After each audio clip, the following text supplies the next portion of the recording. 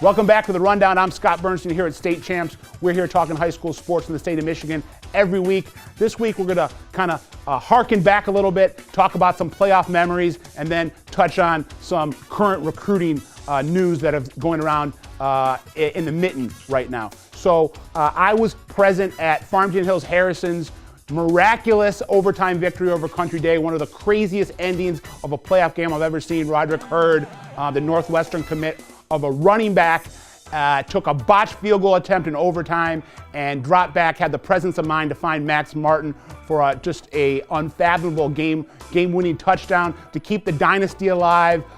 Just when you put it in context, one of the biggest plays probably in MHSAA playoff history in quite some time. It made me start thinking about some of the great playoff endings that I've seen in my time. I can go all the way back to the 1990s when I was 14 years old at the Silverdome, Walled Lake Western versus Muskegon Reese Puffer. Reese Puffer wins the game on a Hail Mary, 21-18. Ball gets tipped in the end zone. Stacy Starr runs under it.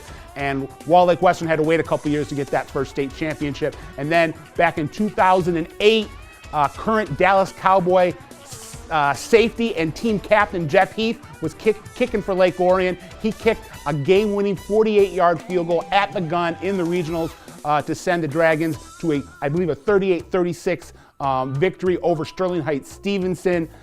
Just some crazy memories. And let's just finish up by talking about a little recruiting. East Kentwood wide receiver Stephen Bracey, who had been committed to Western Michigan, got a Wisconsin offer. He flipped. He's now going to the Badgers. Rayshawn Williams, the best receiver in the PSL right now, four-star Detroit King Jr., split end. He was visiting Michigan last week, and then some offers of note.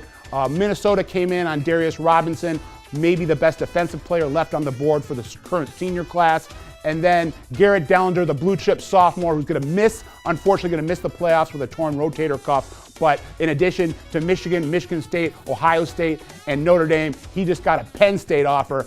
I'm Scott Bernstein. We'll see you next week on The Rundown.